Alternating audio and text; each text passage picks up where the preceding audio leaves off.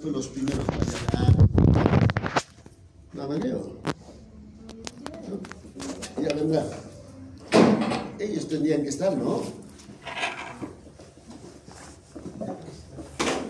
Entonces, como no están, vamos a bajarle su punto, porque ya hemos puesto su nota, ya le bajaremos.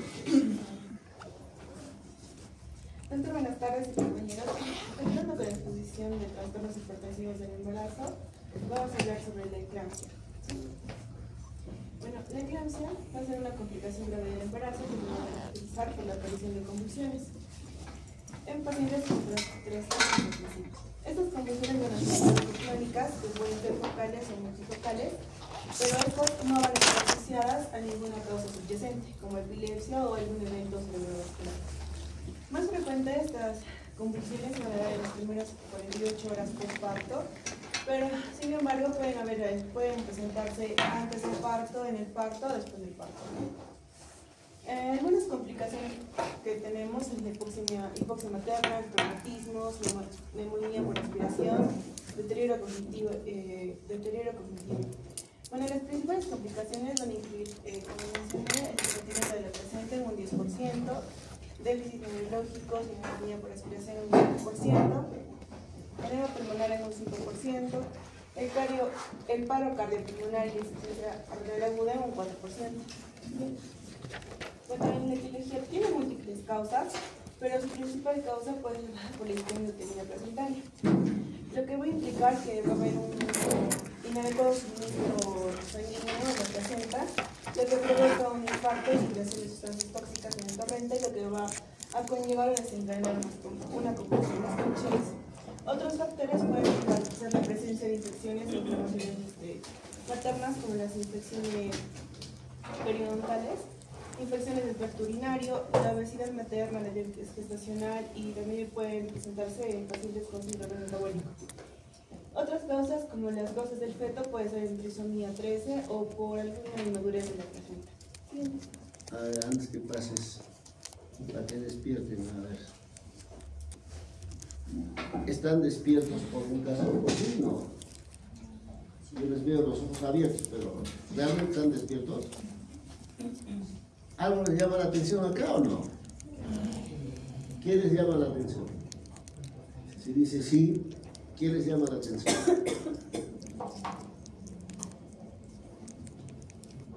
Porque hay infarto. Que dice, a ver, la delegada, tiene que responder la delegada por todos, pues no, si es que el todo no, la delegada sí, imagino. ¿Qué llama la atención? Lo del infarto, doctor. Lo del infarto, ya, bueno, por decir algo. Otra idea. Entonces yo le preguntaría, ¿no? ¿De qué estamos hablando? Oye, espera, ¿de qué estamos hablando? De la eclampsia. Entonces, cuando hablamos de eclampsia, cuando hablamos de etiología, ¿tiene relación esto o no? No creo, ¿no? Estamos hablando de eclampsia. ¿Cuál es la característica básica fundamental de la eclampsia? Convulsiones. Entonces, cuando hablan de etiología, se referirá, pues, ¿por qué convulsiona? Ahora, ¿por qué convulsiona? ¿Por una infección? No creo. ¿Obesidad? No creo. ¿Diabetes? No creo. No creo, ¿no? ¿Por qué convulsiona? Ya, esa parte de repente está adelante, pero ahí tiene que estar el porqué de la convulsión. A ver, sigamos, de repente está más adelante. En la epidemiología vamos a ver que durante los últimos 15 años ha habido un aumento del 50% de las enfermedades hipertensivas del embarazo. En la incidencia global se ve que de 1 o 2 casos de los partos son por eclampsia. En el Perú, según los datos del Instituto Nacional Materno-Perinatal, la preeclampsia se presenta entre el 6 al 10% de las gestaciones hospitalizadas y la eclampsia entre un 0,3 y un 0,5%. En países de bajos ingresos medios, la causa de la muerte materna se produce un 15%, y en factores que están asociados a gesta, son madres jóvenes, mayores de 35, tensión arterial crónica o antiarterial. En la fisiopatología vamos a ver que hay dos, que es por hiperperfusión y hipoperfusión. La primera, que va a ser por la hiperperfusión, vamos a ver que hay una alteración en lo que es la autorregulación del flujo sanguíneo cerebral, lo que va a causar que hay una disfunción en la barrera hematoencefálica, lo que permite entradas de líquidos y proteínas al tejido cerebral, lo que desencadena las convulsiones. O sea, no hay una regulación en lo que es la barrera hematoencefálica.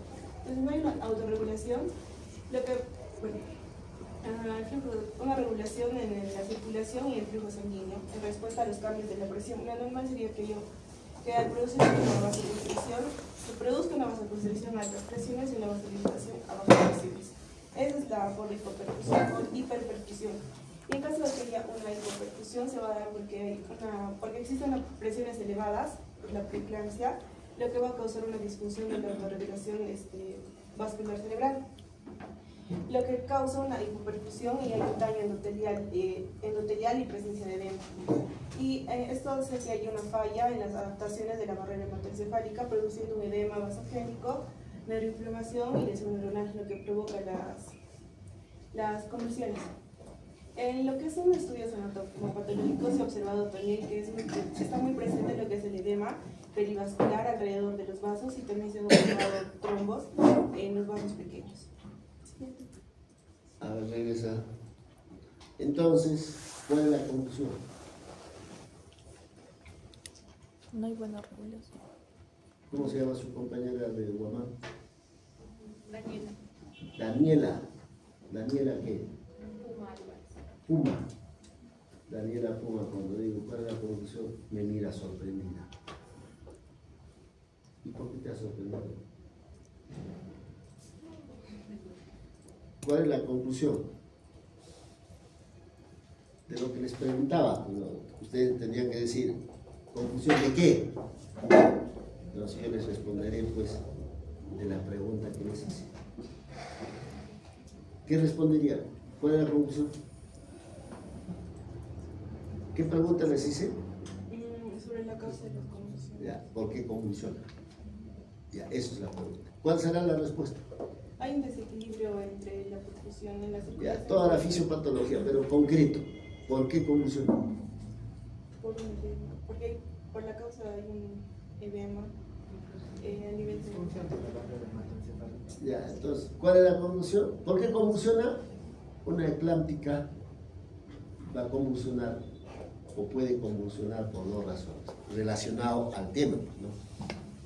Uno, edema cerebral. Edema cerebral.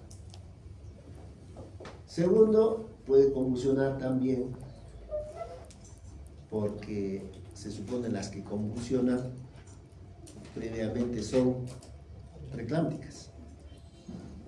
Hemorragia cerebral. ¿Cómo saber si es por edema o por hemorragia? Si es por edema, convulsiona uno, le da tratamiento, soluciona el problema.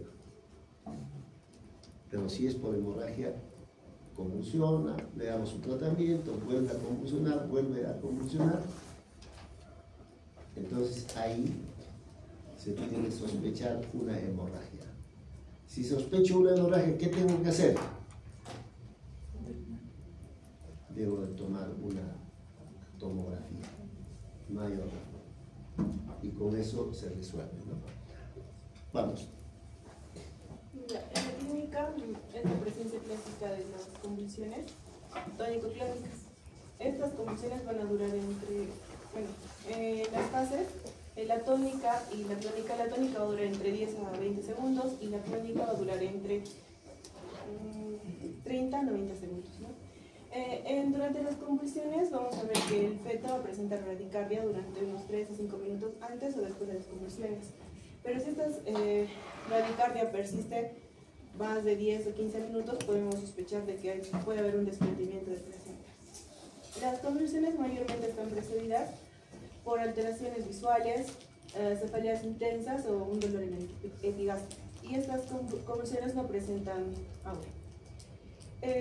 Otra clínica que presenta la paciente es edema facial y miembros inferiores que pueden desaparecer en la semana o 2 semanas después del parto. Estos dos son más que todo complicaciones después de la presencia de las convulsiones. Puede tener edema pulmonar, porque al momento de la convulsión puede haber vómito o aspiración de jugo gástrico, y la psicosis después de presencia de comportamiento violento después de haber sucedido las convulsiones. Entonces acá tenemos qué puede suceder cuando se dan las convulsiones antes de un parto. El parto puede comenzar de manera espontánea después de las convulsiones y va a progresar rápidamente. Y si las convulsiones se dan durante el parto, las contracciones pueden aumentar en frecuencia y en intensidad, y el trabajo de parto se puede llegar a cortar. Siguiente.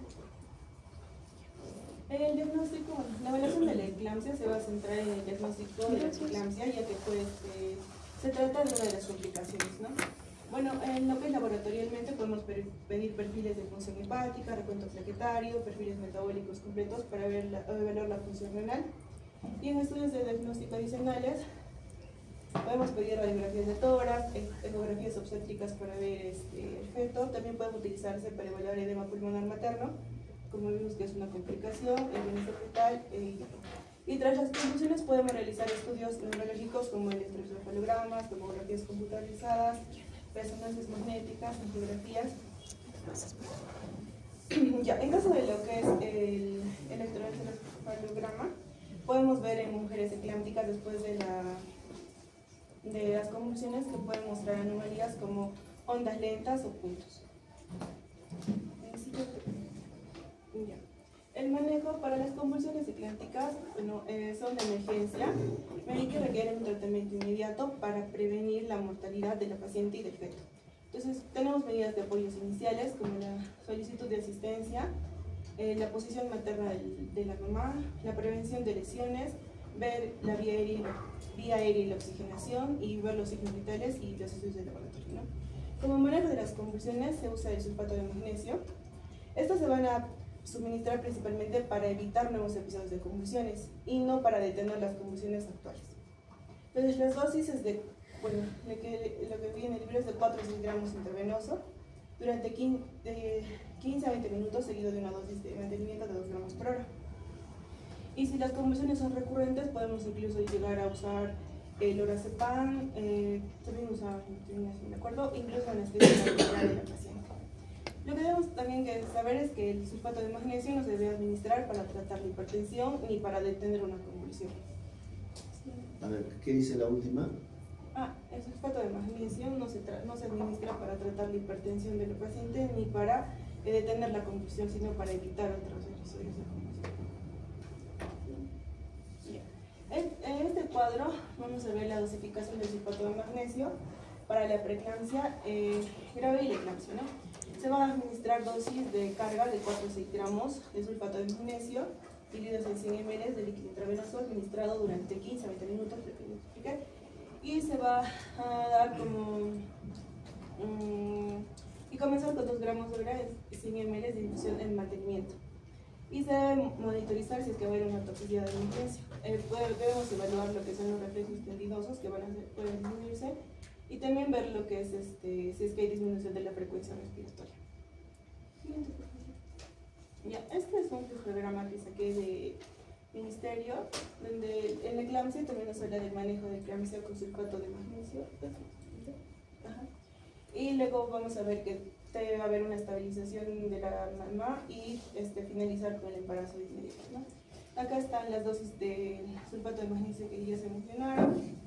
El monitoreo, que debe ser cada 5 minutos hasta que se normalice o se estabilice la madre. Luego cada 30 minutos y cada hora se debe evaluar los reflejos tendinosos por si es que hay alguna intoxicación por sulfato de magnesio. Y ahí en el pronóstico, las pacientes que han presentado eclampsia tienen mayor riesgo de desarrollar preeclampsia en futuros embarazos, y con una tasa de recurrencia aproximadamente de 25% para la preeclampsia y 2% para la eclampsia. Los pacientes con eclampsia se asocian a riesgos 2 veces mayores de complicaciones cardiovasculares como infartos, accidentes cerebrovasculares y insuficiencia cardíaca. Y los pacientes con eclampsia tienden a reportar problemas cognitivos diarios, puede haber pérdidas de memoria, disminución de la concentración, ansiedad, depresión. y alteraciones visuales. Muy bien. ¿Alguna pregunta? ¿Ninguna? Ahora sigamos. Ya, por último, vamos a hablar sobre el síndrome de Hett. Vamos a ver que dentro de su definición, esta va a ser una complicación obstétrica grave caracterizada por sus siglas, ¿no? Vamos a ver que la H va a ser la hemólisis microangiopática, la L va a ser la elevación de enzimas hepáticas y LP va a ser la plaquetopenia, que va a estar por debajo de los 100.000 unidades por litro. Y esto se puede presentar en el tercer trimestre o en el postparto inmediato, ¿no? Dentro de su epidemiología vamos a ver que va a tener una incidencia entre 0.5 al 0.9% de embarazos, el 70% durante el embarazo y el otro 30% en el puerperio, ¿no? De menos de las 48 horas. Va a tener una mortalidad materna del 0 a 24% y una mortalidad perinatal hasta el 37%.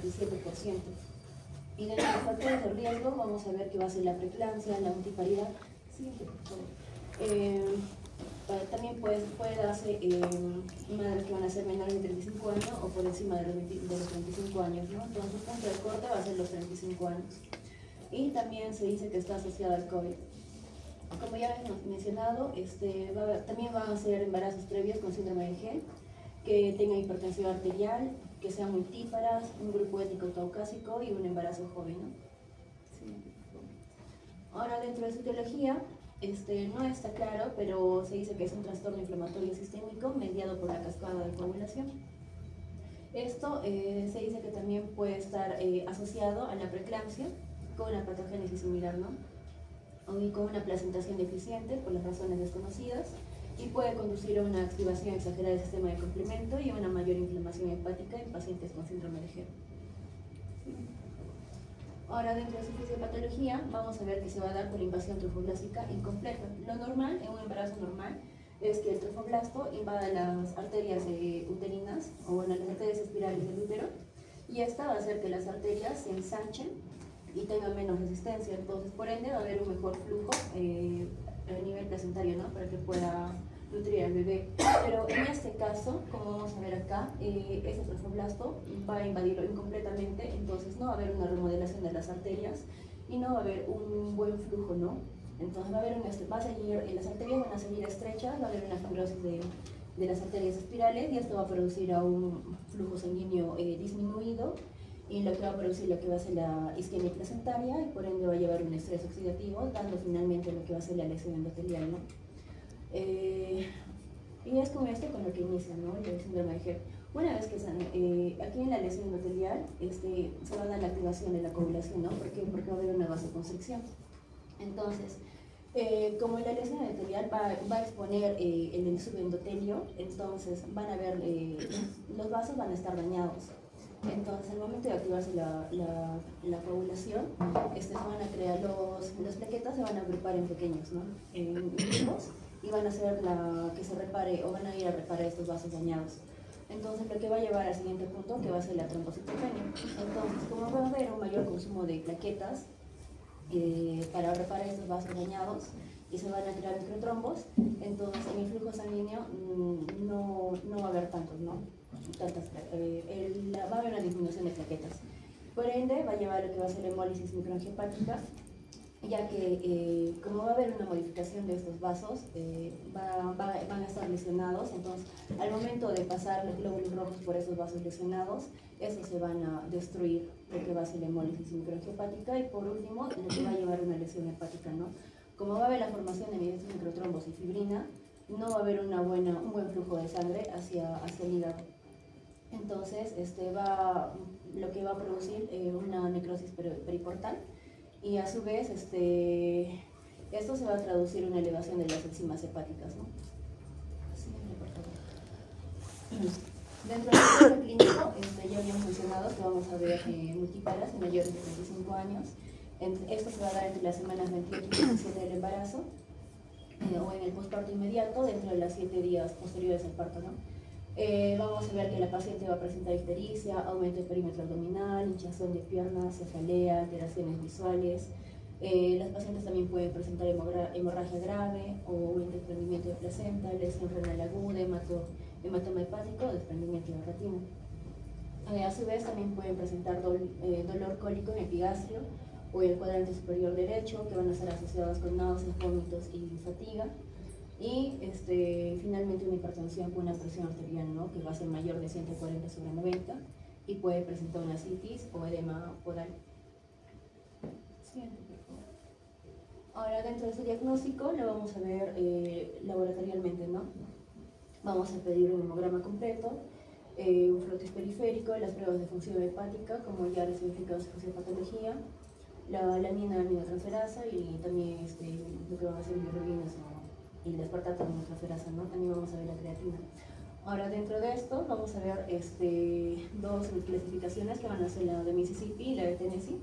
Por ejemplo, en la de Mississippi vamos a ver la plaquetopenia, ¿no?, que se va a dividir en 3 clases.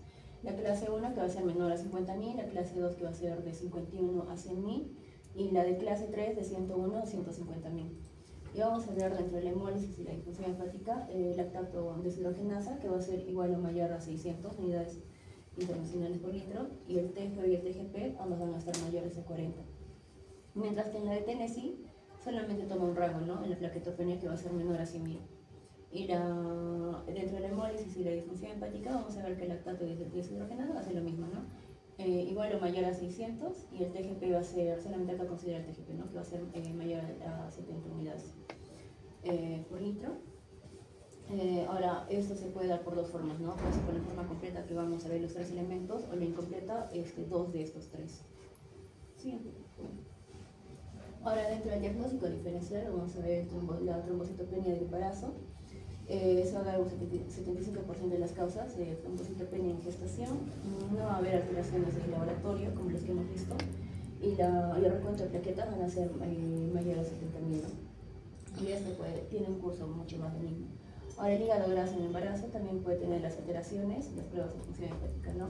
Pero aquí va a haber ausencia de proteinuria, tensión arterial, la tensión arterial va a ser normal, los tiempos de coagulación prolongados, y va a haber también una hipoglucemia.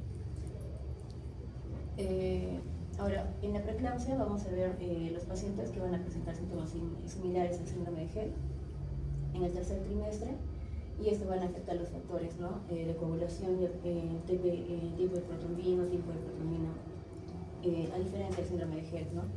Y estos pacientes van a presentar hipertensión, proteinuria, como ya habíamos visto en los temas anteriores, el síndrome hemolítico urémico, que va a ser secundario a un síndrome congénito que va a inducir la activación del complemento.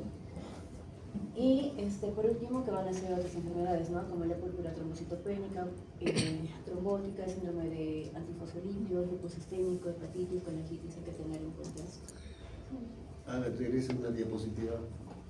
Una más. Ahí hay un dato que está medio solapado, ocultito, ¿no? Entonces, ¿de qué estamos hablando? Síndrome de Hell. HELPS.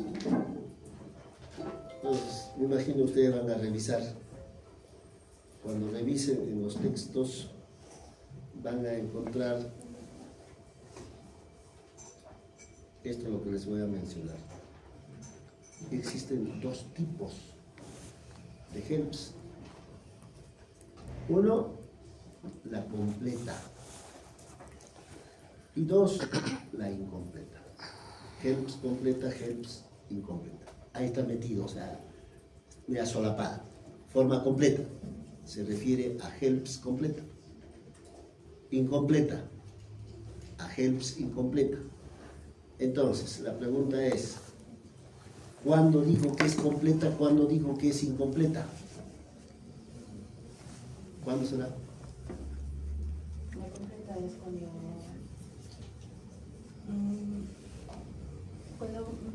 tanto va a haber una plaquetopenia como también va a haber la presencia de hemólisis. Ya, entonces regresa a tu primera diapositiva. Y enzimas hepáticas alteradas. Y ahí se refiere a eso. Para hablar de HELPS, tiene que haber hemólisis microangiopática. Segundo, tiene que haber elevación de enzimas hepáticas. Y tercero, tiene que haber plaquetopenia. Esa es completa. Incompleta, solo puede ser uno o 2 de esos. Entonces, generalmente ustedes, ahora, regrese a la tercera diapositiva, a la última, ya hay un poquito, uno más. Entonces, cuando uno habla de incompleta, yo puedo tener solo plaquetopenia. ¿Cuánto de plaqueta para hablar plaquetopenia? Por debajo de 100.000. Por debajo de 100.000. Entonces, yo puedo tener plaquetas, recuento plaquetario menos de 100.000, pero no tener hemólisis, no tener elevación de enzimas hepáticas. Yo ya puedo decir que estoy frente a un HELPS incompleto. Siempre y cuando la gestante es preclántica. Porque si no es preclántica, ahí entra el diagnóstico diferencial con trombocitopenia del embarazo. Si no recuerdan este dato, cuando llegan al internado, igual que los internos actuales, todos van a pensar que es HELPS incompleto. Pero hay que hacer diagnóstico diferencial con plaquetopenia, trombocitopenia del embarazo, porque durante el embarazo puede haber disminución de plaquetas y esos rangos, ¿no? Ahora, esos rangos va a ser variable. ¿Qué texto revisen? Por encima de 100.000, según eso, por encima de 70.000. Ya, sigamos. Ahora, vamos a ver el tratamiento. El definitivo va a ser la interrupción del embarazo, ¿no? En embarazos mayores de 34 semanas se debe realizar la interrupción, y mientras que en un embarazo de 24 a 34 hay que tratar de administrar esteroides para acelerar la maduración pulmonar del feto y ya programar dentro de las próximas 48 horas la interrupción, ¿no? Y por último, valorar el riesgo-beneficio en presencia de la insuficiencia renal, una coagulación intravascular, diseminada o el desprendimiento de placenta que puede tener. Ahora, la vía de interrupción del embarazo, se dice que se prefiere el parto vaginal, ¿no? Pero hay que ver las condiciones y es que estas lo permiten o no. Y pero en el 60% de los pacientes siempre es necesario la cesárea.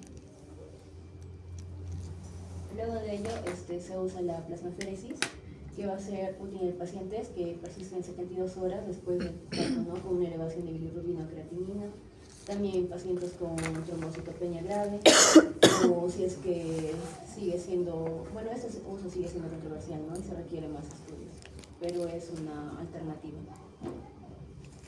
Dentro de las complicaciones, vamos a ver la coagulación intravascular diseminada, que se va a dar en un 30%, un abrupto de placenta, un 16%, la eclampsia un 9%, una insuficiencia renal aguda un 8%, la neumonía por aspiración en 7%, edema pulmonar un 6% y el síndrome de insuficiencia respiratoria un 4%, y por último una ruptura hepática, ¿no? Un 2%. Y eso sería todo.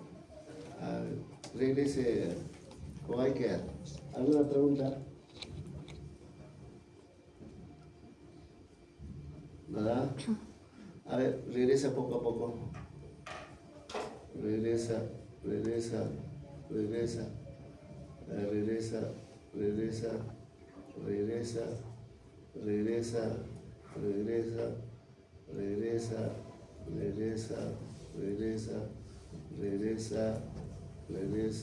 Ya, a ver, quédate ahí. Ya. Entonces, vamos a suponer, tú, ¿cómo te llamas? ¿Cómo? Maciel. Apellido. Vergara. Vergara está Tamburpo, dueño de Tamburpo. Según. Entra una paciente, una gestante. Una gestante, bueno, ella la atiende, está sentadita la gestante y convulsiona. ¿En qué pensaría?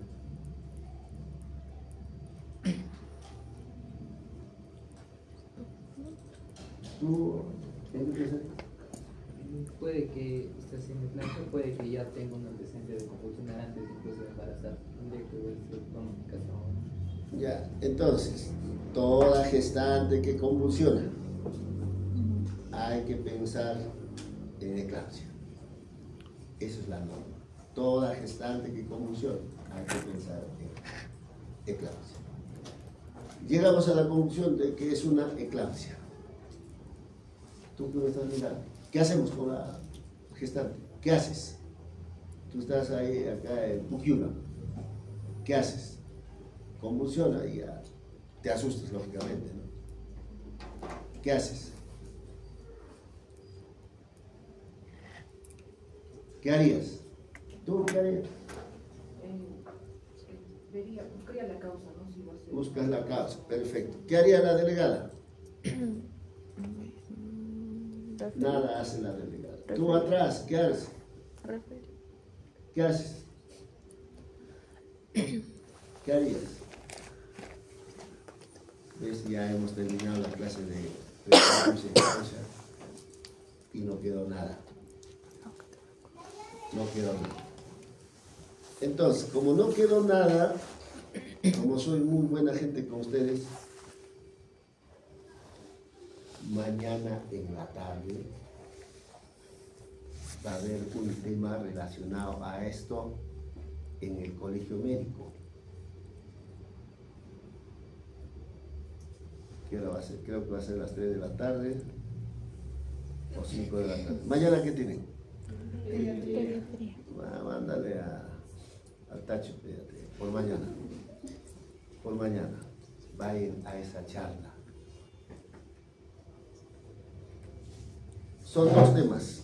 Uno empieza, o sea, son dos temas. ¿Qué significa? A las 3 por decir, creo que es hemorragias o preeclampsia. Y a las 5 será pues si es preeclampsia, hemorragia. Ya, dos temas. Dos temas que les interesan. Porque mañana, ¿qué van a hacer en pediatría? ¿Qué van a hacer? ¿Van a dormir? ¿Parche? Torch. No, ya no se ve torch ahora. Así que entre torch y eclampsia, preeclampsia y hemorragia, esa es la mejor. Vaya. Claro, les tomaré una lista, ¿no? Ahora, por ejemplo, ¿qué hacer? Convulsiona. Hay una diapositiva que he visto, medidas generales, no sé qué por ahí. Ya, ahí. Bueno, algo se hará, pues. Entonces, ustedes que han llevado neurología hace poco, cuando convulsiona, ¿qué tienen que hacer? Igualito es esto. ¿Qué tienen que hacer? A mí me han enseñado de esta manera. Tienen que, si es acá, retirar estas cosas o no. Porque otra vez puede convulsionar y lesionarse. Ya, eso. Segundo, claro, tendría que poner el decúbito dorsal, ¿sí? Decúbito dorsal. Hacer una ligera hiperextensión de la cabeza. ¿Con eso qué quiero? Vía aérea. ¿Qué más? Eso es neurología, ¿no? ¿Qué más? Tengo que explorar la cavidad oral. No es que solo es esto, no. ¿Qué tal ya se ha mordido? ¿Qué tal ha vomitado? ¿Qué tal está sangrando? Lo que tengo que hacer es explorar la cavidad oral. Si es que hay vómito, hay que aspirar. Si hay sangrado, igual hay que aspirar, porque por ahí bien claro dice, evitar la aspiración, por ahí he visto, creo, aspiración. Aspirar, evitar que se aspire con vómitos, con secreciones, con sangre. Y ahí estoy haciendo vía aérea. Vía aérea. Si es que no hago esto, en vano voy a poner oxígeno. Tengo que hacer eso primero, luego oxígeno. Segundo, tercero, vía endovenosa será, ¿no? Vía endovenosa. Pongo ya una vía endovenosa. ¿Con qué? Será con cloruro de sodio.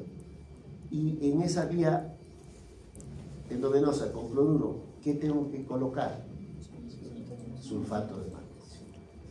¿Cuánto de sulfato de magnesio? ¿Cuánto será? Ya ves, no hemos aprendido nada. 6 gramos. 6 gramos. ¿Qué dice 6 gramos? Bueno. Entonces, ¿cuánto? Porque ustedes son médicos o van a ser. A la enfermera tienen que indicar, hoy pon esto, pon esto, pon esto. La enfermera va a decir, ¿cómo lo pongo? Ah, tienen que saber, pues. Entonces tienen que decir, pon de esta manera. Porque ellas van a estar dependiendo de ustedes. Entonces, ¿cómo se preparan? Avanza una diapositiva. No, otro. Ahí. Eso de ahí es la mejor forma. Esa de ahí. ¿Qué significa? En 1 litro de cloruro de sodio, se debe administrar 5 ampollas de sulfato de magnesio. Cada ampolla de sulfato de magnesio, ¿cuántos gramos de sulfato de magnesio tiene? 2 gramos de sulfato de magnesio. 5 ampollas, ¿cuántos gramos de sulfato de magnesio habrá? 10. En 1 litro, 10 gramos. De eso, ¿cuánto se debe pasar? Se debe pasar 400 cc. 400 cc. Equivalente a sulfato de magnesio, ¿cuánto será? 4 gramos de sulfato. ¿En qué tiempo? En ese tiempo. 15 minutos, 20 minutos. Máximo, entre 15 y 20 minutos. Debo de pasar 4 gramos, que es 400, en 15 a 20 minutos. Luego, eso es dosis de ataque. Luego pasar dosis de mantenimiento. ¿Cuánto dosis de mantenimiento? Es 1 gramo por hora. 1 gramo por hora. Pero no le voy a decir a la enfermera 1 gramo por hora. No me va a entender. Porque hay que hablar en función a gotas o cc's. ¿Aló? ¿Aló?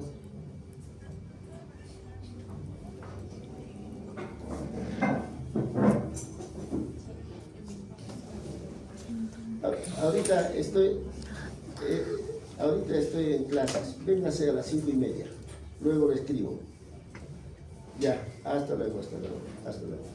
Entonces, es 1 gramo por hora.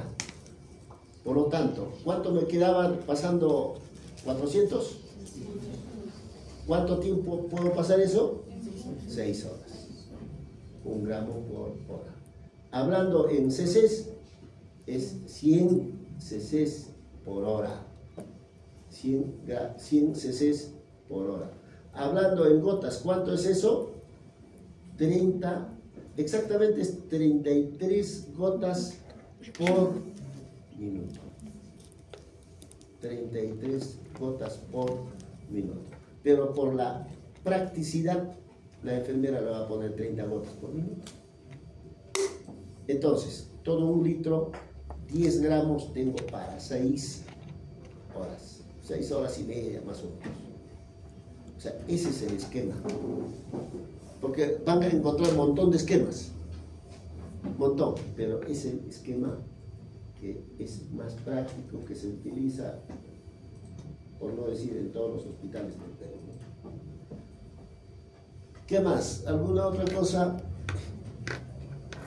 ¿Llegaron los otros expositores o no? ¿No han llegado? No, de este tema. Vasco, creo. Sí, no, yo estoy acá, doctor. Ya. Mi compañero Jorge sí está. Jorge Guamán. Sí, doctor. ¿Y el otro? Valladares, ¿no ha venido? Ya, pues no tendrá su nota que corresponde. No ha llegado. ¿Tiene que estar acaso la exposición no ha terminado? No ha terminado. Ya, muy bien. A ver, ¿qué pasa en otro grupo? Pero usted dijo que iba a complementar. Ya, en otro momento complementaré. Mañana van a complementar y si veo mañana que están hasta las patas, igual lo complementaremos en algún momento. Ya, vamos. Doctor, ¿puedo irme a comprar agua? ¿Puedo ir a comprarme agua? No, no lo conozco.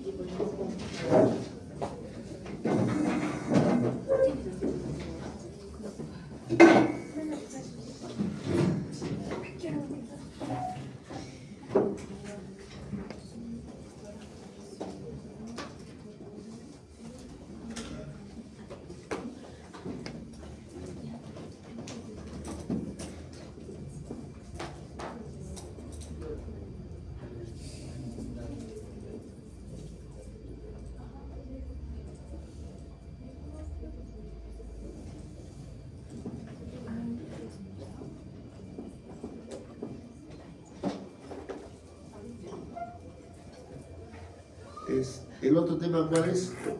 El embarazo múltiple. El otro tema, Ruptura prematura del embarazo. ya, eso también hay que estar preparándose, ¿no? Arriaga. ¿Quién se arriaga? ¿Tú vas a poner primero? Yo. Quispe, ¿quién es Quispe? Quispe Lupac. Puma Álvarez. Ya, vamos, ahora sí.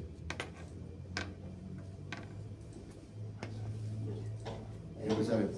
Buenas tardes, doctor y compañeros. A continuación vamos a exponer embarazo múltiple.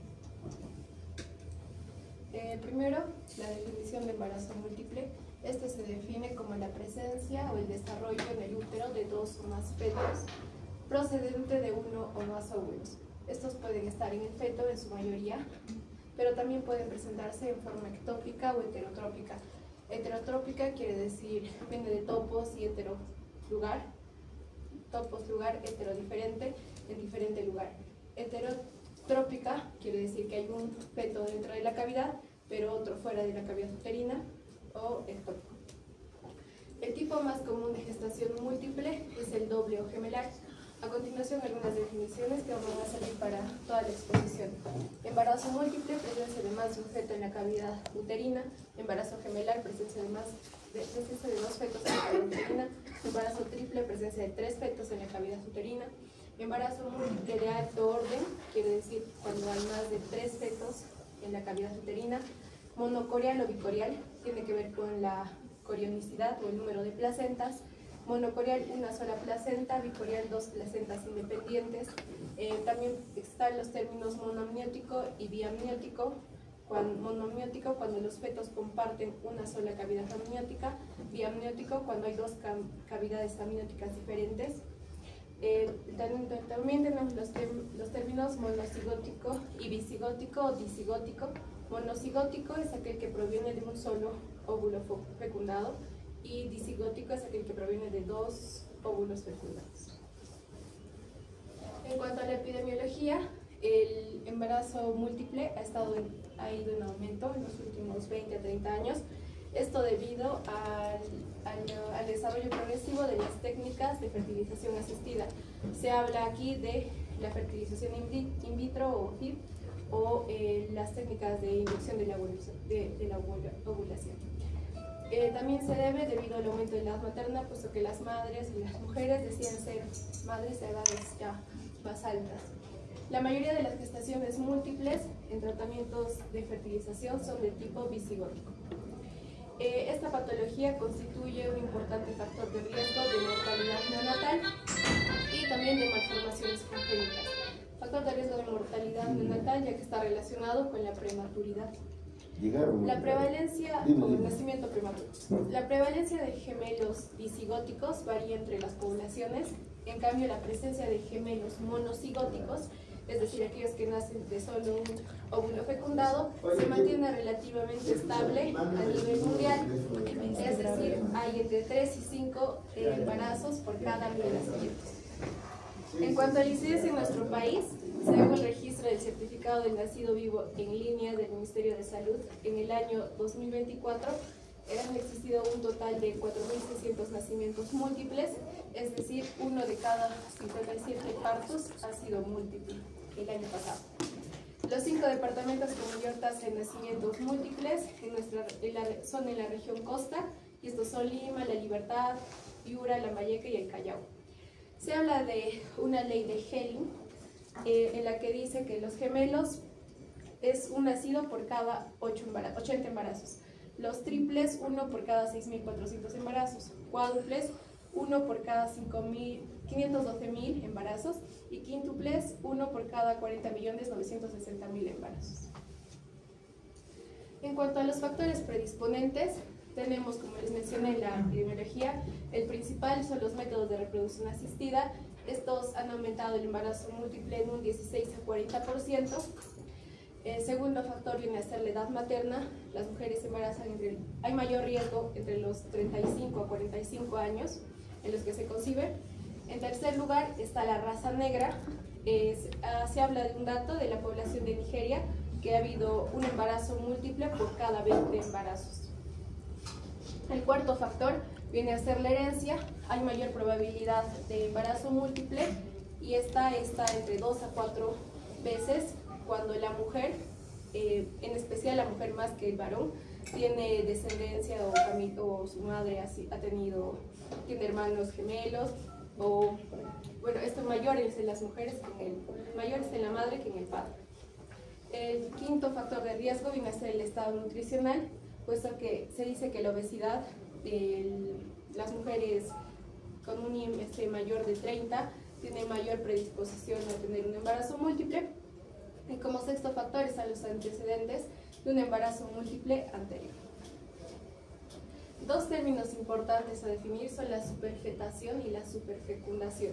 La superfetación se define como la gestación múltiple en la que los embriones o fetos que se desarrollan durante su embarazo se forman a partir de ovocitos liberados y fertilizados en distintos ciclos ováricos de la mujer. Es por ello que se tiene, esto suele ser muy poco común, pero se evidencia cuando hay un feto de 34 semanas y otro está en 38 semanas. Se ha fecundado en distintos tiempos. La superfecundación se refiere a la fertilización de dos óvulos dentro del mismo ciclo menstrual, pero no en el mismo coito, y necesariamente por esperma del mismo hombre. Se da el caso de, por ejemplo, el nacimiento de un bebé de tez blanca y el otro de tez negra, de raza negra, y es porque los óvulos han sido fecundados con espermas de diferente hombre. Importante saber también las adaptaciones fisiológicas maternas, puesto que van a variar en alguna medida en estas mujeres que tengan embarazos múltiples, y principalmente yéndonos al sistema cardiovascular. La hipervolemia en la mujer con gestación múltiple va a estar aumentada, tiene más predisposición a anemia, ya que cuando nacen los bebés va a haber una mayor pérdida de sangre. La presión arterial diastólica tiende a ser más baja, y el gasto cardíaco de la mujer va a aumentar un 20%, y esto va a estar más en relación a la presión arterial diastólica, no tanto a la frecuencia cardíaca. Dentro de otros factores que se presenta a la mujer con embarazo múltiple, está que durante el primer trimestre tiene náuseas y vómitos más frecuentes debido a la hormona coreónica humana. Hay un mayor crecimiento uterino que se evidencia, hay compresión de órganos, puede haber compresión de órganos, y la mujer va a tener una limitación física, sus actividades no las va a poder realizar normalmente, y va a llevar una vida más sedentaria, y la acumulación excesiva de líquido amniótico. Está también evidenciado que cuando específicamente en embarazos múltiples de gemelos hay mayor líquido amniótico.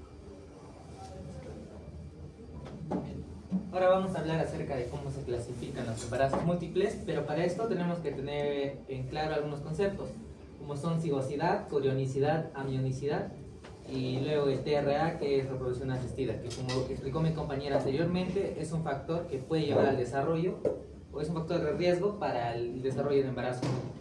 La cigosidad como tal es el número de cigotos presentes. Estos cigotos como tal nosotros tenemos que recordar que son, cada óvulo va a estar fecundado por un espermatozoide y eso va a ser un cigoto. Puede presentarse entonces embarazos monocigóticos, donde solo hay un cigoto, es decir, un espermatozoide y un óvulo. Bicigótico, donde hay dos espermatozoides y dos óvulos, tricigótico y así. La corionicidad refiere al número de placentas, cuántas placentas se va a llegar a observar. Puede ser monocorial una placenta, bicorial dos placentas, tricorial tres placentas. Luego vamos a ver qué va a determinar la presentación de estas. La amnionicidad también es un término importante, hace referencia al número de sacos amnióticos que va a presentar el o los productos, siendo monoamniótico cuando solo tiene uno, biamniótico 2 y triamniótico 3. Luego también es importante clasificarlos según el tipo de concepción, ya sea de forma espontánea o lo que les mencionaba, lo de la reproducción asistida. Lo ideal es que cada niño o cada producto que se esté formando tenga su propia placenta y tenga su propio saque amniótico, es decir, sea monocorial y monoamniótico, cada producto. Siguiente, por favor. Entonces, hablando de por qué o cómo se produce, tenemos acá nosotros un esquema que nos va a ayudar a entender esto. Es muy importante cuando hablamos de monocigotos, en qué momento de la gestación, en qué momento del desarrollo de esas células se produce la división para dar lugar a dos productos. Porque lógicamente en monocigoto estamos hablando de un solo óvulo y de un solo espermatozoide. Para esto es importante el tiempo. Entonces, les digo lógicamente el tiempo, luego que se produce la fecundación. Cuando se da entre 1 a 3 días, como se puede ver acá, simplemente las células que se están dividiendo se forman y se dividen en dos productos. Y cada producto va a desarrollar sus propios tejidos, es decir, va a desarrollar su propio saco amniótico, va a desarrollar su propia placenta, siendo placentas separadas, dicorial y diamniótico. Pero ojo que como proviene del mismo cigoto, del mismo producto va a ser monocigoto. Hay casos en los cuales pueden compartir placenta. Y ojo, recordar, esto se da entre el día 1 al día 3. Algunos dicen antes de las 72 horas incluso. 1 a 3 días de la fecundación. fecundación. Luego tenemos otro caso en el cual la división celular se va a producir entre el cuarto y octavo día. Nosotros tenemos que recordar que, por ejemplo, ya se ha estado desarrollando la célula. Ojo que todavía esto no se implanta al 7º día aproximadamente, todavía no se ha implantado, pero ya tenemos que se ha formado una masa celular interna. Entonces, como tenemos que se ha formado una masa celular interna, es esta la que se divide en dos para dar lugar a dos productos. Sin embargo, como se puede ver acá, ya que todo el tejido alrededor están compartiéndolo, van a compartir la misma placenta. Por eso es que se producen estos casos, los embarazos que van a ser monocoriales, es decir, una sola placenta para los dos productos, como se puede ver acá. Ahora, estos pueden desarrollar cada uno su saco amniótico. Entonces, estos van a ser diamnióticos, monocoriales, monocigóticos, que provienen del mismo cigoto. Nuevamente, se produce el cuarto, octavo día antes de la fecundación.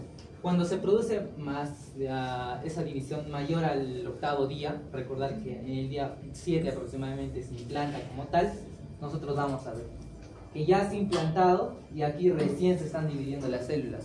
Como recién se están dividiendo las células, esta clase de productos van a tender a compartir todo, van a tender a compartir tanto placenta como saco amniótico.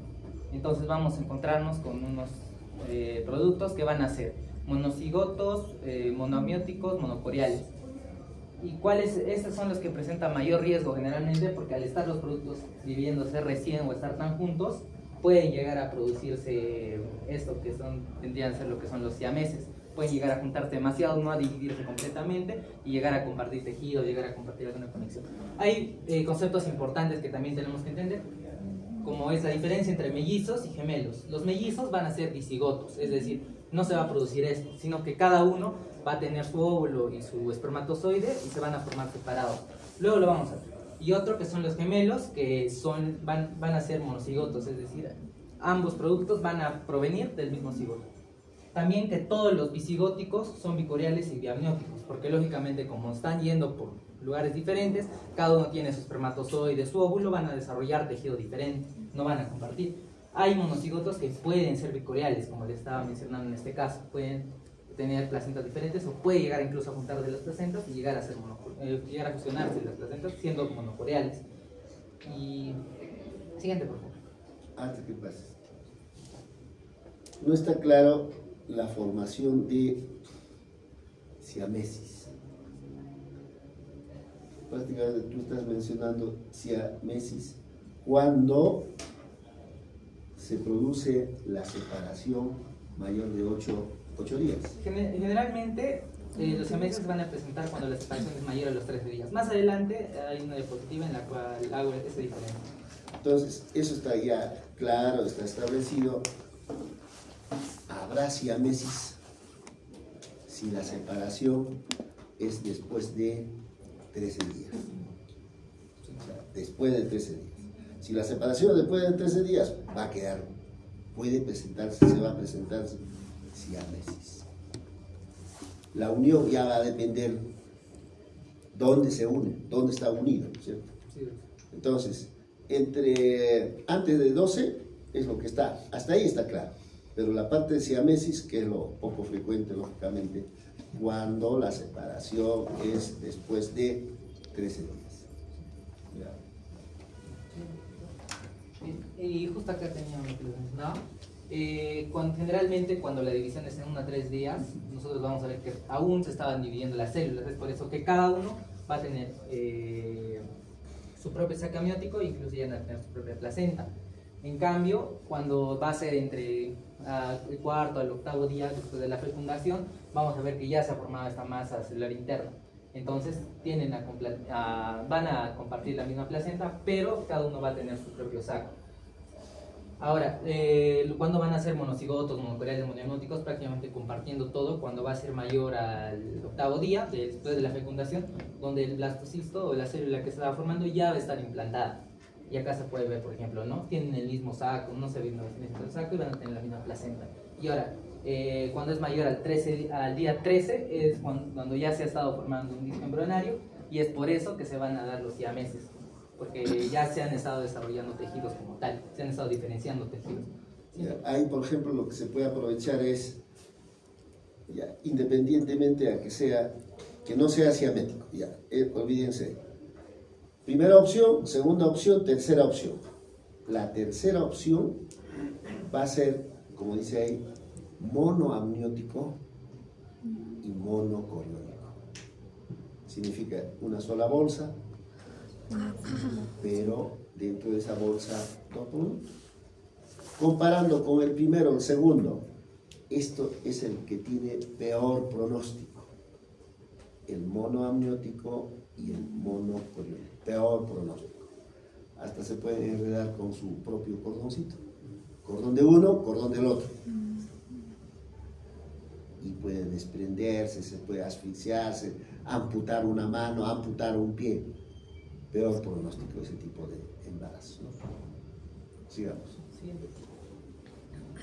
Y eso es lo que les quería comentar para que se entienda bien la diferencia entre gemelos y entre mellizos. Los gemelos van a tener incluso una frecuencia de 30% aproximadamente, y ambos van a provenir del mismo óvulo fecundado, es decir, un espermatozoide y un óvulo.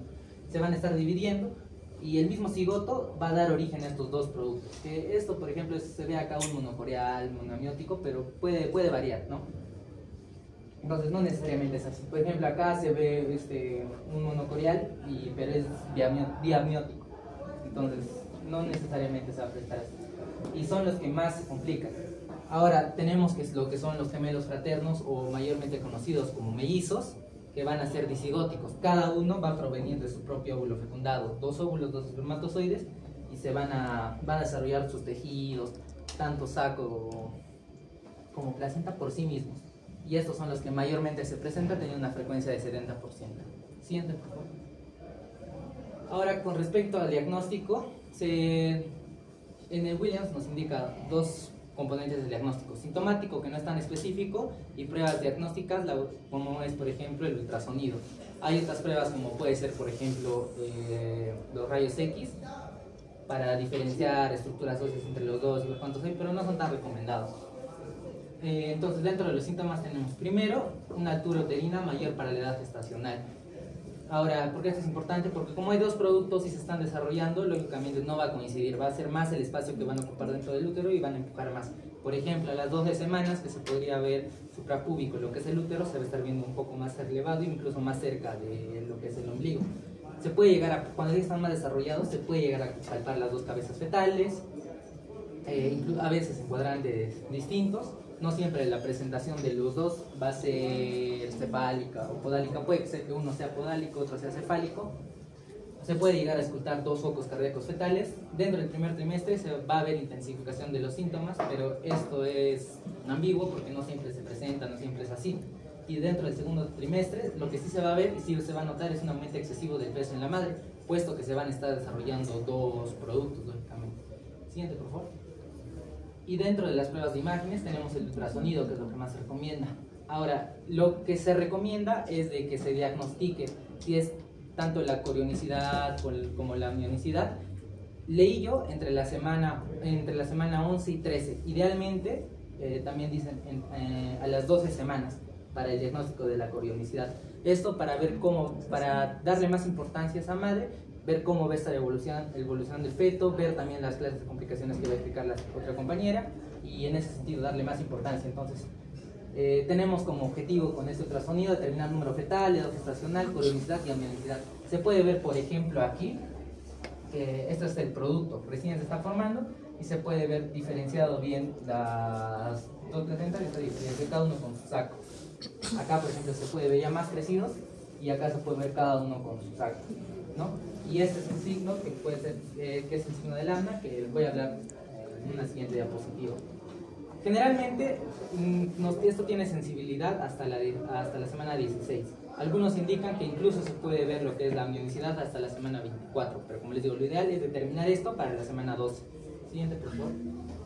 Tenemos ahora los signos para determinar esto de amnionicidad, para determinar corionicidad, disculpen, lo que son dos signos. El signo de lambda o signo de delta aparece en algunas bibliografías, y el otro el signo de latín invertido. El signo de lambda, que es este que se va a ver aquí, va a ser principalmente asociado a embarazos bicoriales, es decir, dos placentas. ¿Por qué? Porque nosotros vamos a ver que este tejido entre el amnio y el corión, lo que forma el saco amniótico, van a ser diferentes. Entonces, lo podemos pensar así. Hay un espacio en el cual está entre los dos fetos. Como cada uno tiene ese tejido, estos dos, el corio, lo que es el corión, se va a tender a meter entre los dos fetos, entonces se va a hundir. Y como se está hundiendo, vamos a ver nosotros este signo, que es el signo de lambda. Siguiente, por favor. Diferentes, por ejemplo, en embarazos monocoriales, en los cuales se ve el signo de latín invertida. Si nosotros pensamos que tiene una sola placenta, no hay nada que se meta. Lo único que va a estar saliendo ahí va a ser lo que es el amnios. Entonces, no se va a ver ese triángulo, ese hundimiento, así como se veía en el signo de lambda. Únicamente se va a ver esto de aquí, como si se tratara de una T, que es el signo de latín invertido. Entonces, esto significa, por ejemplo, que tienen diferentes sacos amnióticos, pero comparten una misma placenta, entonces son monocoriales. Siguiente, por favor. Ahora vamos a hablar de las complicaciones. En la primera tenemos el aborto espontáneo. El riesgo de aborto espontáneo, como mencionaron, los monocoriónicos, es decir, que solo presentan una placenta, van a presentar mayor riesgo de pérdida fetal temprana que los bicoriónicos que tienen dos placentas. Pero también es importante rescatar que los gemelos concebidos mediante técnicas de reproducción tienen mayor riesgo de aborto espontáneo que los concebidos naturalmente. Pero también se dice que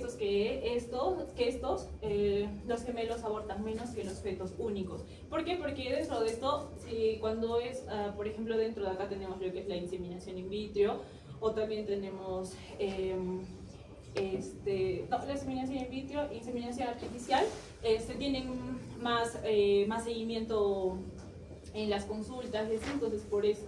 Después tenemos la reducción espontánea, donde se da la pérdida de uno o más embriones, donde el 36% son gemelos, 53% son trillizos y 65% de los cuatrillizos. Si nos damos cuenta, cuando hay un mayor número de sacos, hay menor duración en el embarazo y menor peso en el feto.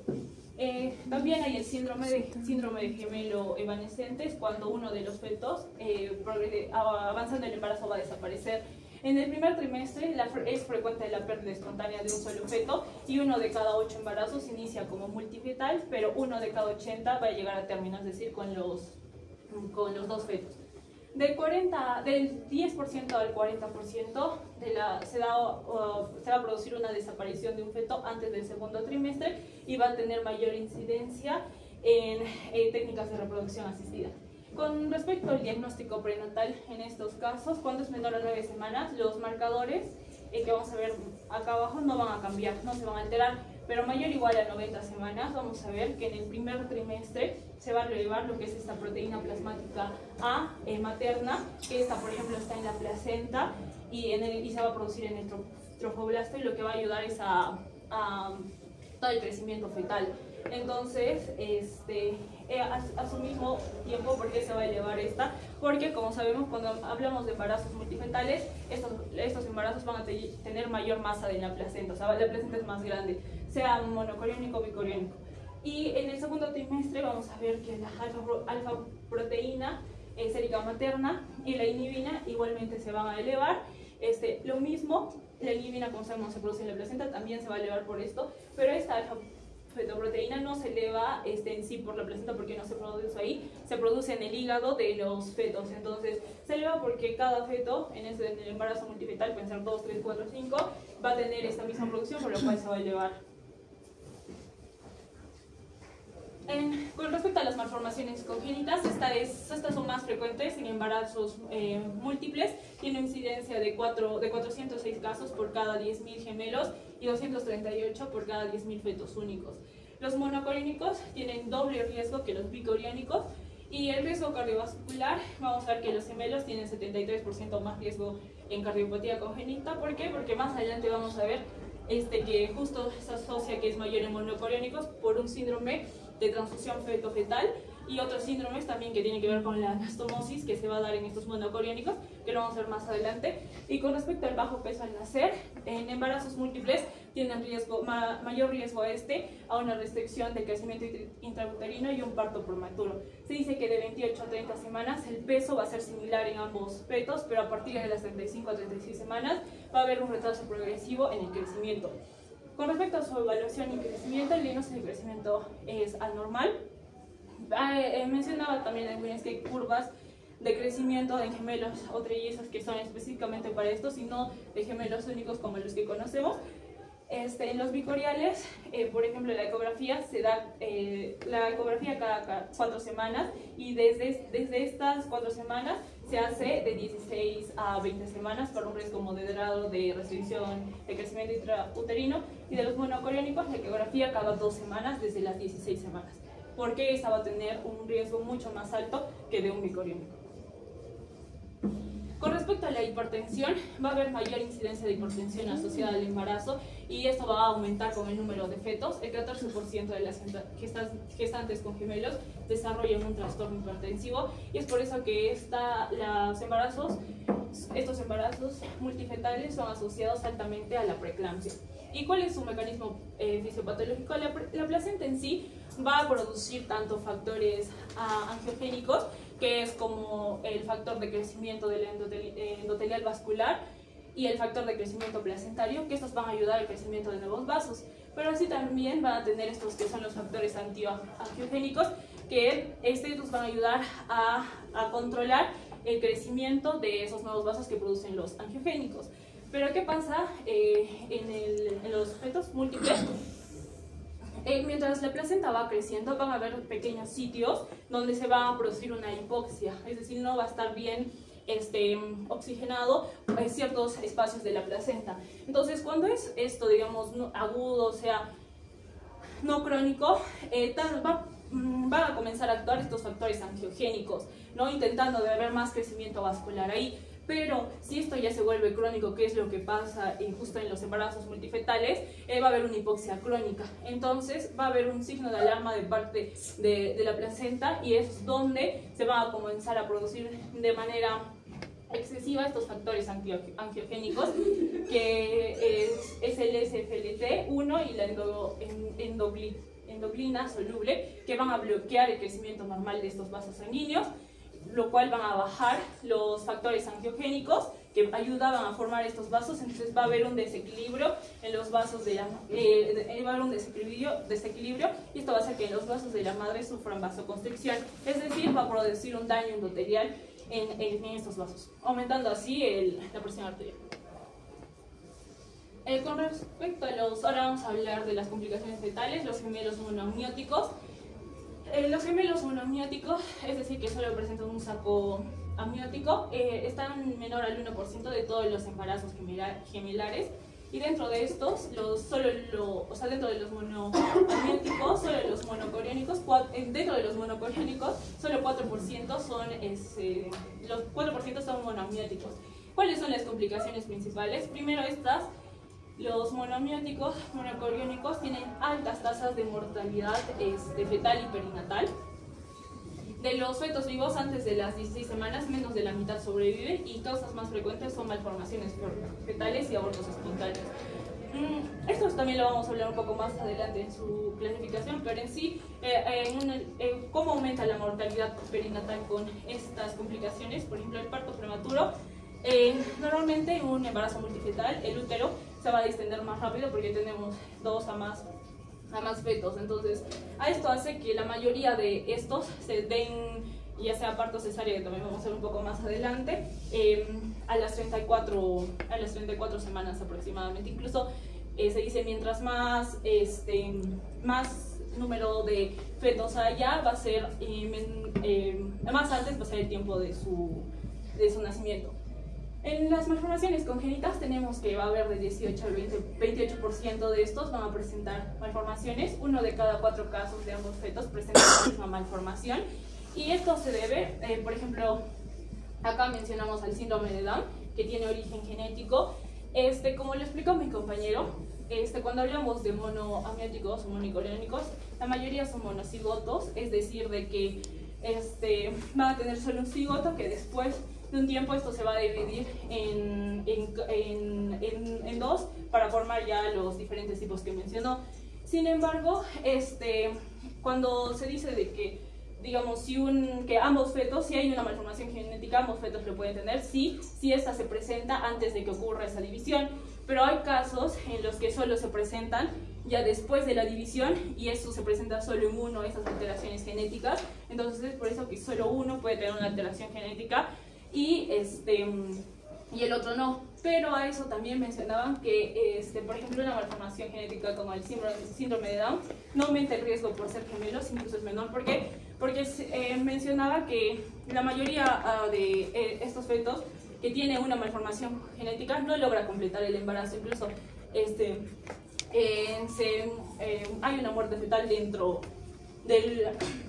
ese periodo del embarazo, incluso antes del primer trimestre o en el segundo. Eso también lo voy a presentar más adelante con respecto a la muerte fetal. También tenemos el síndrome de transfusión feto-fetal, que lo vamos a hablar un poco más adelante. El enredo del cordón, que es muy frecuente en monoamnióticos.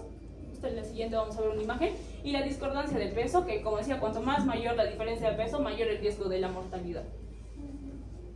Acá tenemos una imagen de gemelos monocigóticos con monocigóticos monocoriónicos, donde que el feto de menor tamaño falleció antes que el feto de segundo tamaño por un enredo en los cordones umbilicales. Y acá, por ejemplo, vemos igual el enredo de... Este es un caso clínico de unos fetos que tenían el enredo del cordón amniótico que se presentaba, pero que igual lograron el nacimiento completo. Y aquí se ve en ecografía el enredo, y aquí en ecografía doble. La gestación aberrante o anómala, aquí vamos a hablar de las varias formas que existen, que se dividen en simétricos y asimétricos. Simétricos, que los fetos están formados y unidos por alguna región, y los asimétricos, que solo uno de los fetos se desarrolla normalmente. Dentro de los simétricos tenemos lo que son los siameses, los separados, los normales, y los unidos o siameses. Los unidos o los gemelos siameses, que estos se va a definir como una división incompleta del embrión monocigoto mayor a las 13 a los 13 días post fecundación, y esta tiene una incidencia de 1.5 por cada 100.000 nacimientos, y el 1% de los embarazos van a ser monocigotos. Y aquí en la primera imagen vamos a tener las características de los siameses. Por ejemplo, los más frecuentes son los que están en el sentido ventral, su clasificación rostral, siendo el más frecuente el toracopagos. El onfalopagos es por una unión justo en la parte abdominal, en el ombligo específicamente, y aquí por ejemplo van a compartir lo que son los intestinos. Los toracopagos comparten lo que es la región del tórax. Este es uno de los casos que tienen peor pronóstico porque están compartiendo órganos importantes como es el corazón y los pulmones. En ninguno de los dos comparten el cabeza. Los cefalópagos son los que son incompatibles con la vida porque estos, aparte de que se compromete el tórax superior, también compromete lo que es la cabeza, y están compartiendo también un órgano importante que es el cerebro. En caudal tenemos los isquiopagos que comparten justo las partes inferiores. Comparten también órganos como los intestinos, los sistema urinario. En el lateral tenemos los parapagos o diprosopos, que en este caso parece como un feto único, pero tiene dos rostros. Los parapagos son parapagos dicéfalos. En estos comparten lo que es toda la parte lateral del tronco. Los craniopagos comparten la parte superior, como decir la frente, pero en este caso no es igual a porque en estos conservan cada uno tiene su propio cerebro, pero puede que sí compartan algunas arterias, como arteria cerebral media, pero eso se puede con cirugía dividir y tiene buen pronóstico. Tenemos los raquipagos que comparten todo lo que es la columna vertebral, pueden compartir vértebras o parte de la médula espinal, y los pigopagos que comparten todo lo que es la región sacrocoxígea y pueden también compartir partes de esa región, vértebras de esa región, vértebras sacras. Acá hay una ecografía donde normalmente los siameses se pueden identificar. La mayoría de malformaciones de gestaciones en la ecografía del primer trimestre, o incluso algunos mencionan hasta el primer trimestre, segundo trimestre. Y estuve también investigando un poco y decían si, digamos, se diagnostica en el primer trimestre, se detecta en el primer trimestre que hay presencia de siameses, si en este caso se podría abortar.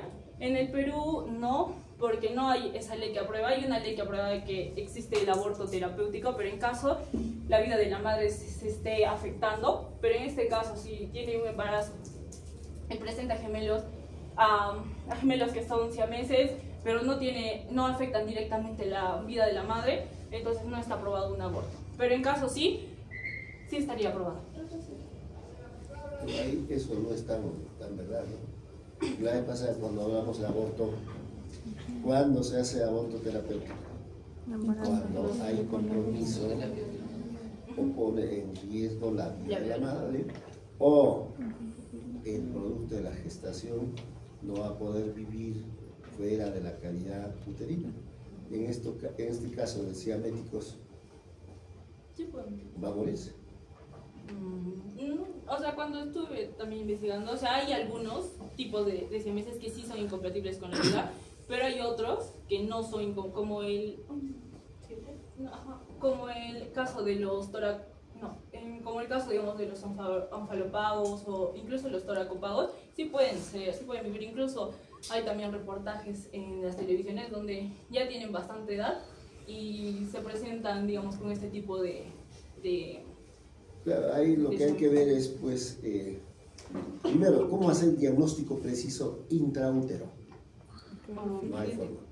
Segundo, la calidad de vida. Porque de todas maneras esos niños van a someterse a una intervención quirúrgica. Pero antes se supone cómo van a nacer. Si nace por vía vaginal, ¿será posible? Si sale una cesárea, Si van a hacer por vía abdominal, bien difícil, ¿ah? Entonces, cuando uno detecta ese tipo de malformaciones, generalmente entra en el aborto terapéutico por el feto. Porque las mamás nos pueden denunciar. La ley la ampara. A ver, sigamos.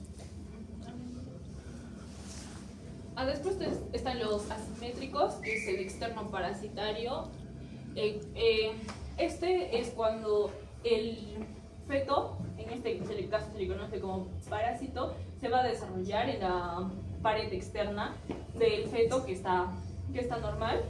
Y algo característico de este, incluso también del otro, es de que este feto es rudimentario, es decir, no va a tener ni cerebro ni corazón. Acá, por ejemplo, vemos que está adherido a la parte externa del feto sano, del gemelo sano, pero este es rudimentario, no tiene corazón, no tiene cerebro funcional. Y en estos casos también se mencionaba que puede estar lo que es puede estar indicado la resección quirúrgica. Con respecto a este es bastante raro, se presenta en 4% de los gemelos siameses y en 1 en 2 millones de nacimientos. Y por último, el feto sin feto es cuando el feto va a crecer dentro del feto sano. Y este se produce 1 por cada 500.000 nacimientos y es más frecuente en varones, en el 70%. Y esto también, por ejemplo, acá vemos una radiografía que se le hizo a este bebé y se encontraron restos óseos dentro de él, y cuando se extirparon era un feto que estaba dentro del otro feto, y normalmente el desarrollo de este se detiene en el primer trimestre, de ella no crece. Y también vemos que no tiene ni corazón ni cerebro funcional. Respecto a los gemelos monocoriónicos y anastomosis vasculares, acá vamos a ver que todos comparten conexión vascular con la placenta en caso de los monocoriónicos. Y tenemos el primero, que es el síndrome de transfusión fetal. Este se va a presentar de 10 al 15% de los embarazos monocoriónicos, y este se trata de que el donante, en ese caso, ahí vemos al donante y al receptor. El donante le va a pasar sangre o transferir sangre al feto receptor mediante una anastomosis vascular. En este caso, en el síndrome de transfusión feto-fetal, se da por una anastomosis vascular de los grandes vasos. ¿Y cómo es en sí? ¿Qué es lo que va a pasar en cada uno de estos? Por ejemplo, en el donante va a producir anemia. ¿Por qué? Porque está transfundiendo parte de su volumen sanguíneo al otro feto. Entonces el feto el feto donante se va a quedar con menos glóbulos rojos.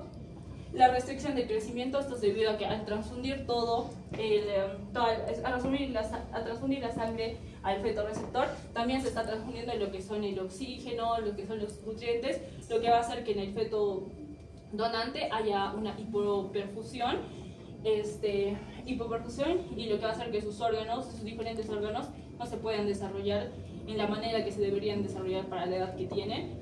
Y también en el donante va a haber una oligohidramnios, y esto se debe también a esa hipoperfusión que va a haber, va a hacer que este feto orine menos.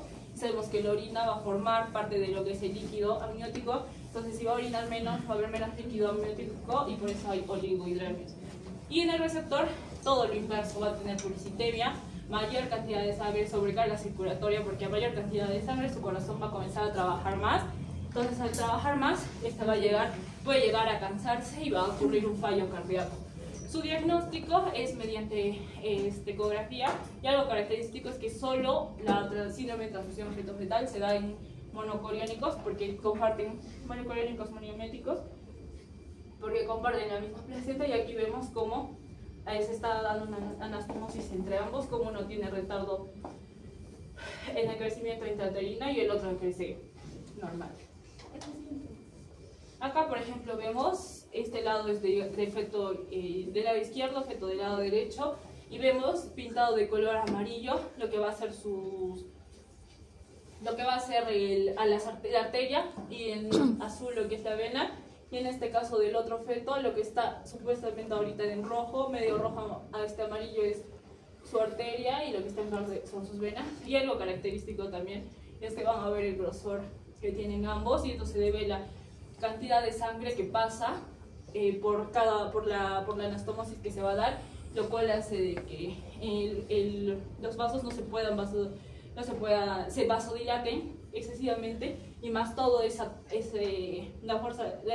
toda la transfusión de sangre que está pasando hace que los vasos se vuelvan más anchos que los normales. Y aquí más cerca ya vemos como este caso mencioné que se supone que esto debería ser rojo, que es propio de este feto, pero al ver una anastomosis le está pasando a la sangre, por eso también se forma de color amarillo. Dentro de eso también tenemos los estadios de Quintero, que justo habla, por ejemplo, estadio 2, oligoamnio severo. Esta es la base vertical de la membrana,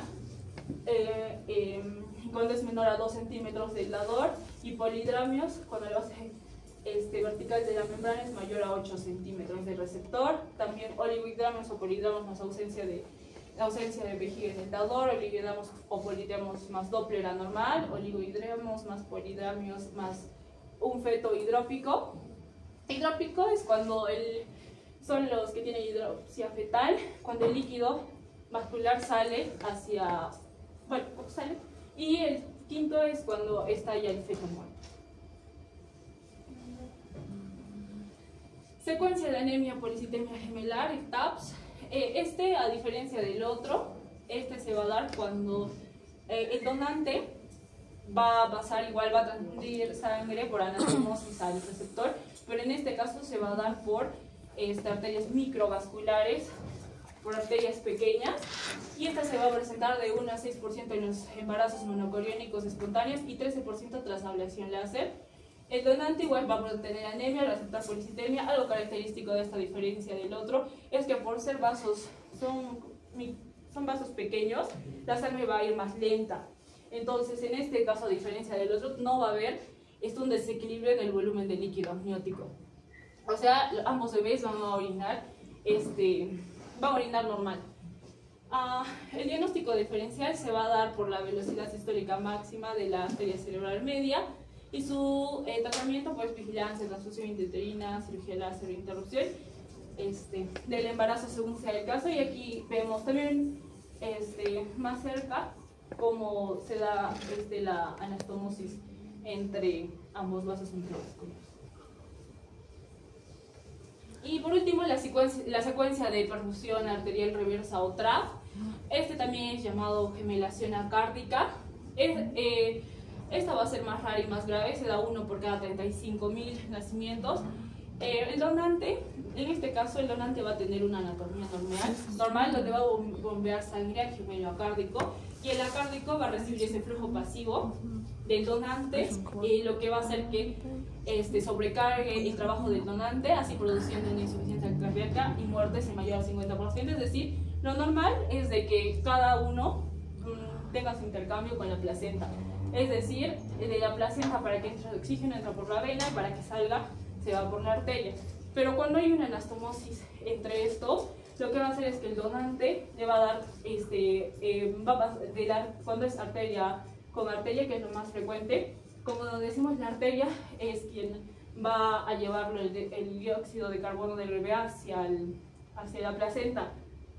Entonces, el poco oxígeno que en sí va a quedar, para dirigirse a la placenta, se va a dirigir hacia el otro feto. Entonces, ese poco oxígeno que hay va a intentar de irse por todo el gemelo acárdico, y en sí, en este caso, más es por la parte inferior, por las arterias, porque está yendo por las arterias ilíacas, lo que va a hacer que solo una parte de su cuerpo se desarrolle, y ya no la otra parte. Como vemos acá, solo tiene piernas y no tiene cabeza. Entonces, por eso se le dice que tiene un flujo al revés del normal que debería tener. Y su diagnóstico es por ecografía y Doppler, y se puede hacer una ablación por radiofrecuencia con el cordón umbilical, con el 80% de supervivencia, pero del gemelo sano. Y aquí vemos, ¿no?, una imagen de un gemelo acárdico.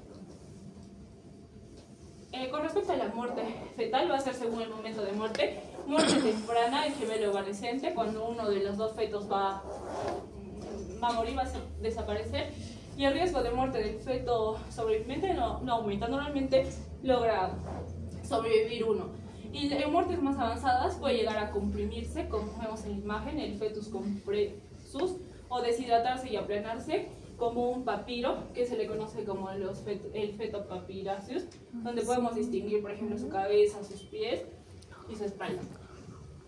Esto puede dar riesgos para los gemelos sobrevivientes, como en el caso de una muerte intrauterina fetal del otro feto. También puede haber otros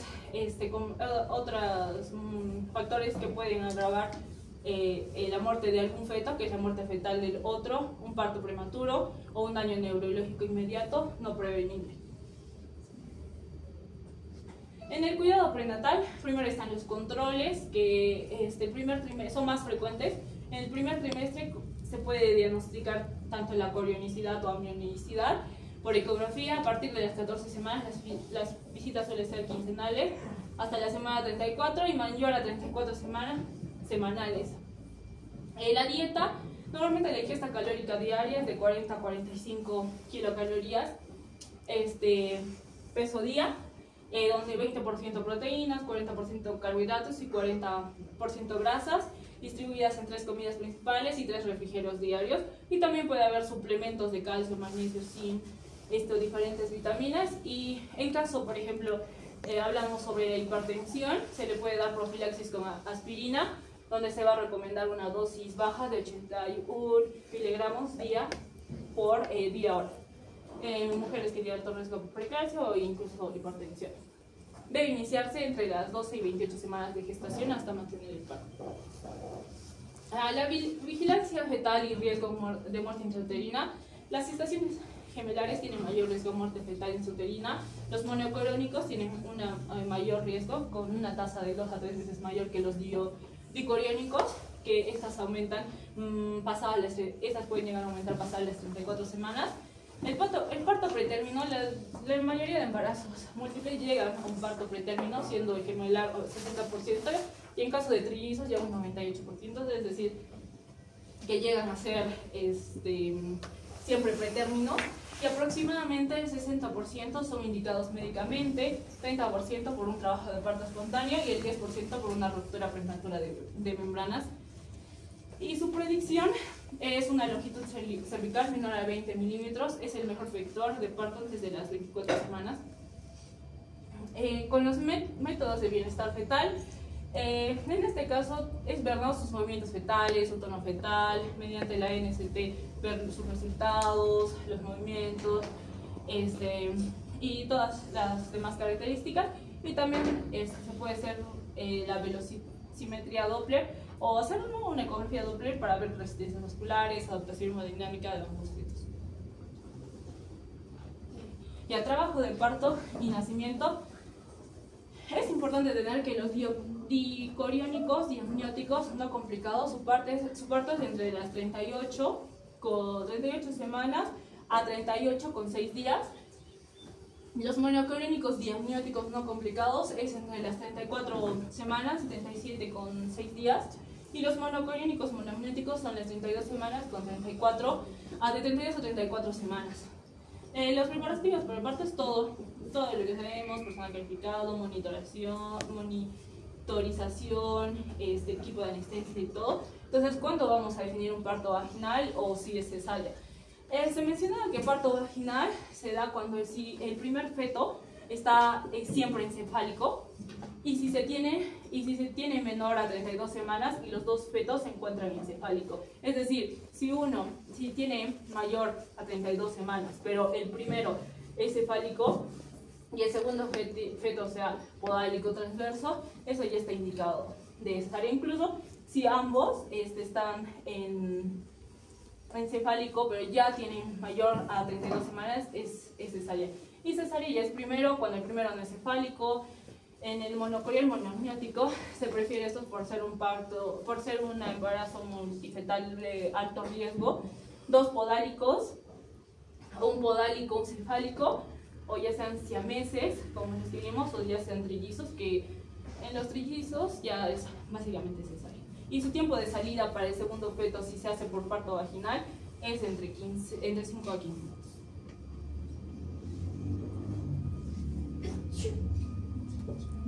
Eso, gracias.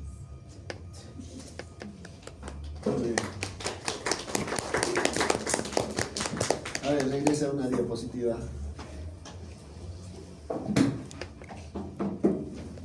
Demasiado frío. Ya me he congelado. Mis neuronas se han congelado. Ya, a ver, ¿qué quiere decir la primera parte de ahí?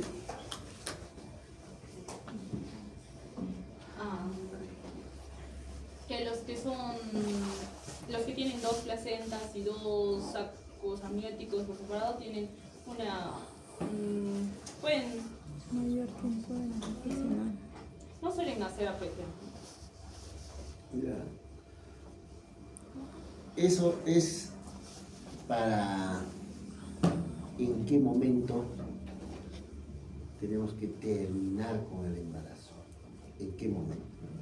Si yo tengo un embarazo doble, dicoriónico, diamniótico, cada uno en su membrana amniótica, membrana coriónica, cada uno en su bolsa, puedo llegar con el embarazo hasta 39 semanas. O sea, puedo terminar el embarazo entre 38 semanas y 39 semanas. ¿Por qué? Porque lo que ya les había dicho hace un rato, el problema es cuando estamos frente a un embarazo doble, ambos en una sola bolsa. Pero si yo tengo un monocoriónico, significa una placenta, nada más. Pero diamniótico significa una placenta, pero cada uno en su membrana amniótica. Puedo terminar el embarazo entre 34 semanas a 37 semanas y días. Puedo dejar que avance. Pero si yo tengo un embarazo monocoriónico, monoamniótico, seguramente va a tener problemas, porque ambos están en una bolsa y se pueden asfixiarse entre ellos. Entonces se debe terminar el embarazo entre 32 semanas y 34 semanas. Ahora, ¿cómo saber, cuándo voy a saber cuál de estas tres opciones tengo? ¿Cómo? Ecográficamente. Nada más. Ecográficamente. ¿Cómo? Ecográficamente. Pero ¿en qué momento? Pues no es igual pues hacer ecografía, ponle a los 15 semanas, 20 semanas, 30 semanas. Con una ecografía temprana. ¿Cuándo es temprana? Primer trimestre. Ahí creo que mencionaron hasta 20 semanas, ya un poco tarde.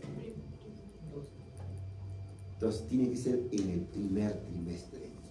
Si en el primer trimestre, se supone estamos hablando 13 semanas y días. Ahí yo puedo determinar si es monoamniótico, biamniótico, monocoriónico, bicoriónico, puedo determinar. Esta primera ecografía me va a dar la pauta como para decir, termino 38 semanas, termino 35, 36 semanas, o lo termino entre 32, 33, 34 semanas. Esa primera ecografía me va a dar la pauta. ¿Qué más? Ahora, parto vaginal. Dice, para parto vaginal, el primer feto siempre tiene que estar encefálico, lógicamente que sí, ¿no? Si el primer feto está encefálico, el segundo en podálico, sí, se puede producirse el parto vaginal. El primer feto cefálico, segundo feto cefálico, con mayor razón todavía. Pero si el primer feto está en podálico, el segundo está encefálico, cesárea. ¿Por qué? Porque hay un término, no sé si han encontrado, si es que han revisado, seguramente que sí. Hay un término que se llama engatillamiento. A ver, imagínense, el primero está de poto, ¿no es cierto? Podálico. El poto es esto. La cabeza es esto. Y el otro está en cefálico. Así. Va bajando el podálico, el primero que está en podálico, engatillamiento es el mentón del primero se traba con el mentón del segundo que está en cefálico. ¿Dónde está eso? 5.5, ¿no? Ah, ¿dónde? No. Ya, no, ahí no. No. Hace esto, mentón con mentón. El que está bajando de poto, la cabeza va bajando, pero el otro está de cabeza y justo se encuentra. Mentón con mentón. Y ahí tendríamos problemas. Entonces, ahí bien claro dice, ¿no? Primer feto siempre encefálico para darle opción. Si tiene menos 32 semanas y los dos encefálico, también otra opción, ¿no? Otra opción. Pero cesárea, primero encefálico, monocoriónico, dos podálicos, lógicamente tiene que ir pues a cesárea. Podálico y cefálico también tiene que ir a cesárea, ¿no? Por ejemplo, el primero está en cefálico, segundo en transverso, puede ir a un parto vaginal. Por lo menos antes se hacían las versiones internas. En algún momento les he hablado de versiones internas. Entonces, primero está en cefálico y el otro está en transverso. Yo puedo acomodar. Pero lógicamente ahora, ¿quién va a hacer eso? Pues, generalmente se va a una cesárea, ¿no? Esto es un caso que sí hay que tener cuidado. Imagino de acá que son 30, terminan serum o terminan, claro, internados, se van a serum, en serum verán un par de veces esto, siquiera 2 verán. Ahora, después de serum postularán a la residencia, no necesariamente van a ingresar ya, ¿no? Hay gente que está sufriendo 5 años, 6 años, dando examen de residencia. En ese tiempo chambearán, van a ver esto. Lo más importante es hacer el diagnóstico. ¿Cómo hago el diagnóstico de esto en el control prenatal? Por ahí dice ecografía. No sabes hacer ecografía. No hay ecógrafo. Maniobra de Leopold. No sabes hacer maniobras de Leopold a los 10 semanas de embarazo. ¿Por qué? ¿Dónde está el diagnóstico de eso? A ver, pon diagnóstico. A ver qué han puesto en diagnóstico. Qué frío, demasiado frío. Ahí está el diagnóstico. Bueno, esto tiene que llamar la atención, ¿no? Altura uterina mayor a la edad gestacional. Pero estas mujeres no tanto, porque ¿quién iría en el campo peor? Priorizan sus animalitos, ¿no es cierto? ¿Quién iría y cómo se daría cuenta la gestante que su útero está más en relación a su edad? ¿Por qué iría estas gestantes a la posta? ¿Por qué iría? Ustedes que han tocado eso, ¿por qué iría? ¿Qué significa eso? La mujer, por ejemplo, entre los cambios fisiológicos de la mujer, presenta más náuseas y vómitos durante el primer trimestre. Ya. Eso puede estar. Ya, entonces, algo que les va a llevar a la mujer en general, ¿no? Igual, mujer, médico, ya, se embarazó, empieza a vomitar. Ahí irá al ginecólogo, si es traumatóloga, por decir. Ahí va a ir. Pues, ¿qué les lleva a las mujeres que están gestando embarazo doble al hospital? En el campo, por decir, vomitan. Hiperemesis grávica. Entonces, en el campo irán a la posta hiperemesis grávica. Si van por hiperemesis, yo tendría que pensar embarazo doble. Tendría que pensar. Pero para pensar en embarazo doble tengo que recordar esta clase, ¿no?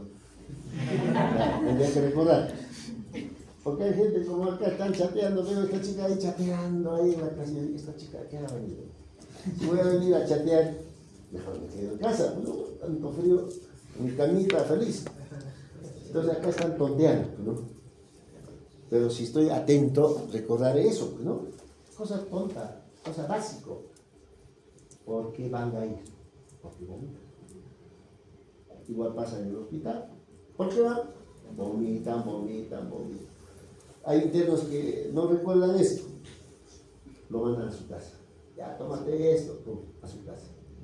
Pasó 2 o 3 días, siguen con vómitos, regresan. Ahí se encuentra con un residente, primer año. Igual está medio perdido todavía.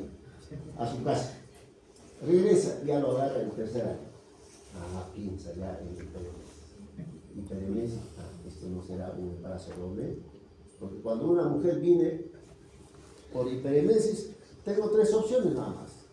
Uno es embarazo doble o múltiple, si quiere. 2 es mola hidatiforme o enfermedad trofolástica gestacional. O es un embarazo no. ¿Cuál es el otro? No deseado. Se me escapó. No deseado. No está aceptando.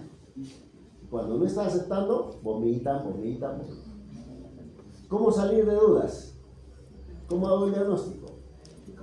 Hago ecografía, su mola, se ve fácil, ¿no? Fácil. Si es embarazo doble, ya apareció.